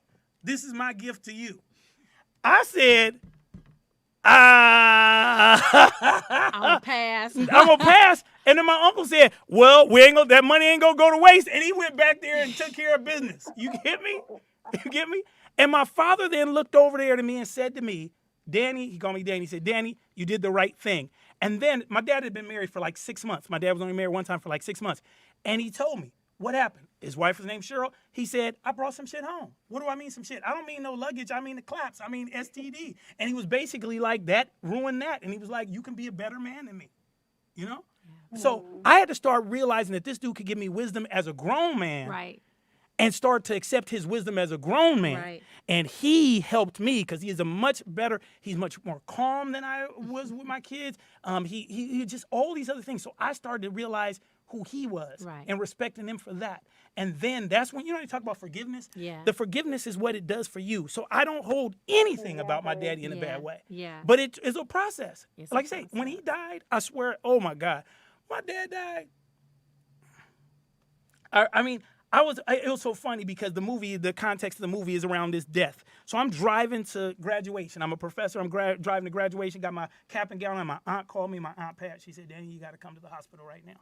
And he was at that Dignity Health Hospital on Hope Street downtown. She said, your daddy done fell out and everything else, so I don't think he's going to make it, and you got to come. And I remember turning around and driving back the other direction and all the thoughts coming up of when I was a kid and all the rest of the stuff.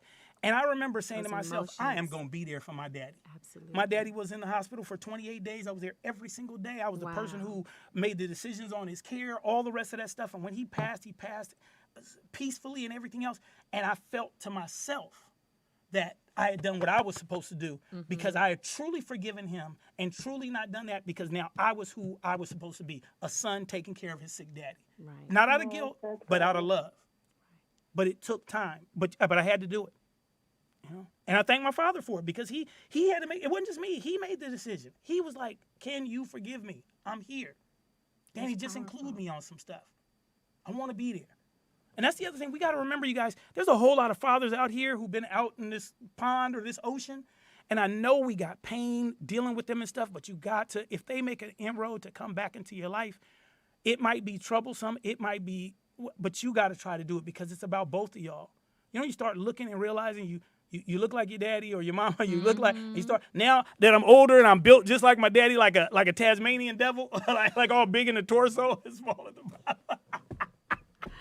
My daddy ain't got no booty. I ain't got no booty. I don't fill up nothing. Squat. Yes, I can help you. I have my Serenity Optimum Nutrition Spa downstairs, and I can give you a booty. But you just start to realize, right? And it's beautiful to learn it. But you know how beautiful it is when you can do it without guilt? Like, this is what my daddy did, and this is what I do, and that's good, versus being so mad if anybody tell you anything is related to your daddy, and you like, I don't want to be. I don't want to be. Right. So, thank you for the call, but my mother, no, love. I'll continue to listen. All right, thank you. Yes.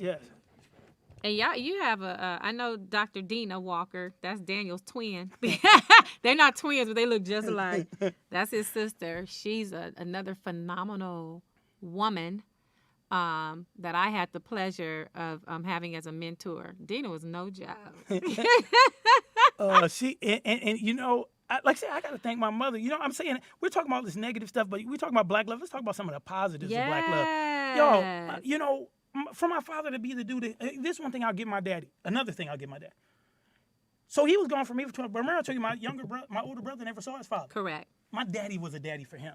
So going back to what Nick was saying, my daddy was a daddy for him. Yeah. He didn't, since it wasn't his real daddy, every bit is valuable. You get where I'm coming from? Absolutely. He's my dad, so I'm every day. But the fact that he's giving my brother the car, or helping him fix his car, or being the person who was there, all that stuff for a person who's not expecting, because that's not your real daddy, that's a plus. Right. For me, I'm looking at something totally different. And my younger brother, my daddy was a daddy for him. Wow. You know what I mean? Yeah. And he they didn't you know, have to be. Yeah, but he was a great person. Yeah. You know, but I had to learn because he was dealing with his own stuff and he had to come to maturity on his own. Right. So Yeah. And yeah. Yeah. And you're going through your process. yeah. Right. So that's why I know for me, I try not to judge because, you know, I'll tell you one thing with my biological father. I had told him straight out. I was like, you know what? No, God put you in my life at the time. I said, because if you were doing all that shit I heard about you, we would not have a relationship. Come on. And that's just real talk. It's the truth. And that's how I felt. And that's how I continue to feel because I know me. And it's like, no, you can't just be anything in my life. I pick and choose. I'm very picky. So, well, let's take a break really quickly because my bladder is about to explode. Yeah, I thought we was going to go an hour. We can wrap it then. Let's wrap it because the bladder, you know that bladder. So, first of all, let me just say, tell us about your movies because I know you've done some movies. Tell us about your movies. Well, the big things for me coming out is so in the fall, it's a documentary film called The Path. Okay. And it's the story of this 12-year period, actually, where this individual comes into the life of these young people. It was at San Diego State University. His name was Dr. Danny Scarborough. And in 1977, he stepped into the life of a group of young people at San Diego State University, not only as a professor, but as a dance instructor. Yes. And they won Emmys, and Yes. they toured the world, Yes. and all the rest of this stuff. And he was the first person I also ever knew who ever died of AIDS. Yes. And so it's the story of that. And you talk about when Nick talked about like people who can be a father figure for it. Yeah. This was a gay man, and he was the most strong example of manhood because manhood for him was about responsibility, and he accepted it. Yeah. So that I've got a few other things coming out. Actually, we're well, I don't know if I can say I can't say this one, but I'm working on right now. I'm pitching to studios this thing called The Good News, which is a docuseries tracing the gospel roots of popular music. So you know, Excellent. not just when you hear like a tune like "Hey Little Walter" and you know that's Wade in the Water, but the notion of like how deeply gospel has influenced Yes. everything from the riffs of a Whitney Houston to whatever else, and unlayering all these beautiful gospel people who set the tone and the template for how other people could function and sing or whatever else. You know, so like a Beyonce who's looking at the Clark sisters and seeing Karen doing what she doing, Right. and then all of a sudden she's using "Hey," you know what I'm saying, that kind of thing. Absolutely. So working on those things, and then this is Black History Month, so Yes. go to my site, Dr. Daniel Walker, on Facebook, drdanielwalker.com, Dr. Daniel Walker on Instagram. This Tuesday or this Wednesday, Miracosta College in San Diego. This Thursday, Antelope Valley College in Lancaster. This Sunday, Kansas Avenue Seventh-day Adventist Church in Rialto, California. And then it just keeps going. I mean, you know, it's everything, and blessing. it's a blessing. But just try. Anybody who's listening, just give yourself the opportunity to be better. I just that's all I'm saying. If anything, just give yourself the opportunity to be better. Just give yourself the opportunity to be better. That's all. You got to give yourself the opportunity to be better. Absolutely. And on this note, so usually what I do on this program, I like to engage in deep breathing, just a couple deep breaths. So I'm going to ask to stand if you don't mind, or if you want to sit, you can sit. And then we give an affirmation. And Sundays are great because I look at it like the start of a new week, right? I know my pants are big, but I got work to do after this, y'all. I see you. Don't worry. I see you very well. I done lost about 20-something pounds. Get down on it. All right. So we are going to engage in deep breathing, you guys. For those of you who know what we do, let's do it together. I love deep breathing because it helps to center the brain and the body. It brings us back to a connectedness. Now, one of the things as a part of my Native American heritage is there's a process called grounding. You can take off your shoes and be closer to the ground and get some of the benefits of the magnetic fields from the earth. So I'm taking off my sandals, and even though I'm on carpet, I'm closer to the ground or to the earth than in my sandals, all right? So the process is we're going to inhale through our nostrils, hold the air. You're going to feel it. I feel it go up before it comes down, and then I'm going to control it right here in the center. Now, this center, this gut right here, this is where most diseases are formed, all right? So, but now I got to tell you, even metaphorically, but even figuratively speaking, when you have stress and strife, we hold it here, right? And when we don't begin to eliminate, to detox it from the body, guess what happens? It travels here to the heart. And that is the stress that is caused on us. And that is what is killing us as Black folks. All right? And that's just real talk. So whatever is going on here, we want to begin to eliminate. All right? That's why I do the teas. That's why I do the detoxing, do the body fat cavitation, all of those things. All right? So I can help you with your health physically, internally, and externally. Right now, we're going to do the deep breathing. Breathe in. Feel it, feel the lungs, hold it, control it, and then I'll try to give you a thumb symbol to go up if you're watching so that you know to pull that air up through that middle, that diaphragm, and expel it. Blow it out through your mouth. In through the nose, out through the mouth. Make sure that you are, if you're around people who have COVID, don't blow in nobody's face. Don't blow. Let's be mindful. If you're Nikki Pam, if you're still at Trader Joe's, you know, wait till you get outside. No, okay. All right, here we go. Inhale.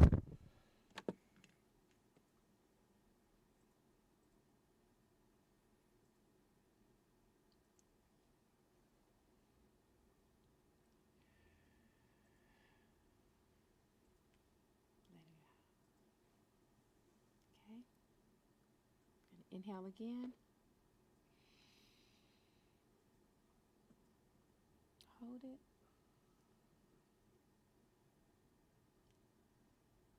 Pull it up. Let it out.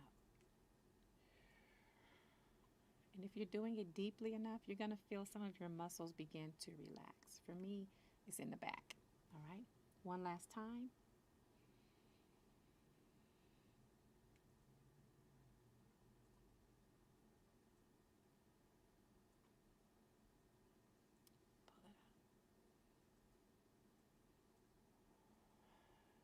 All right, so for those of you who were able to participate, I pray. And even if you couldn't, you know, I want you to have a wonderful Sunday and a wonderful life. You know, let's get to living. Let's get to living the life God intended.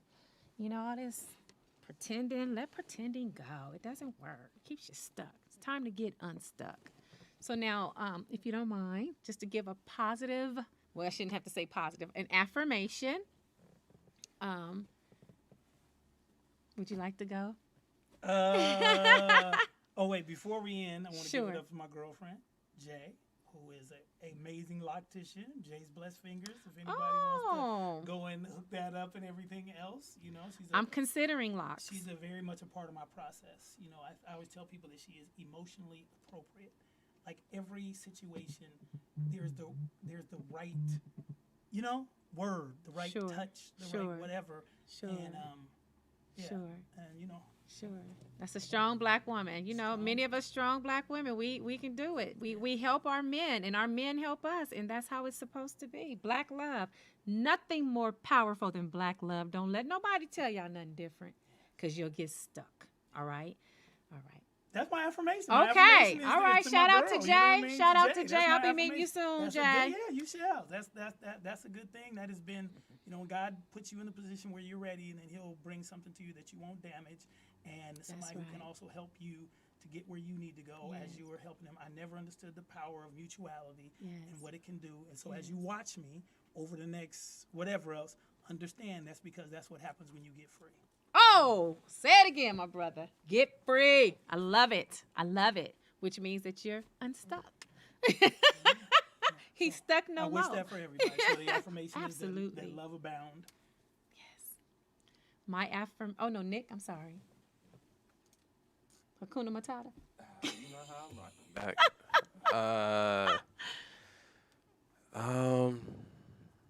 Let's see, a positive affirmation. Let my will be in accordance with the Most High's will. Whatever that is. I'm cool with that. Wrong with that. Whatever that is, I'm cool with it. Absolutely. Absolutely. All right. And so my affirmation is going to be changing it a little bit, Nick. I usually stick to the same one.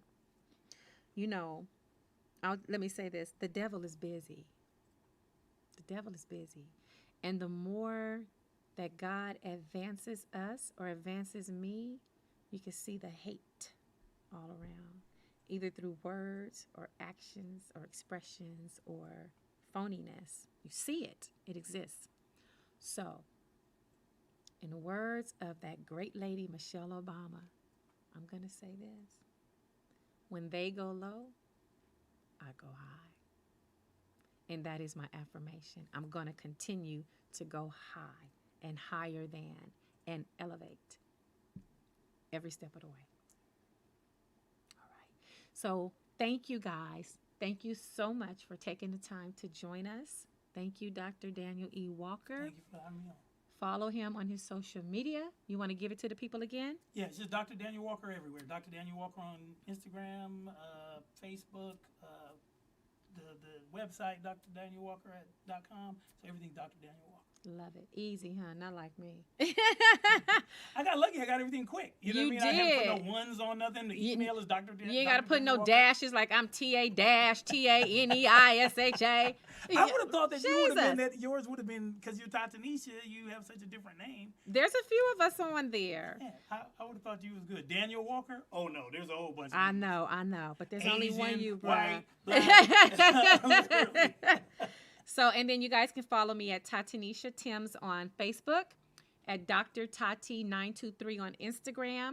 And again, you guys know I have my own line of CBD products. I also have a studio that I opened downstairs from here where I can do your body fat lipocavitation along with radio frequency, which is going to tighten the skin, along with suctioning, which is going to help to speed up the metabolism process.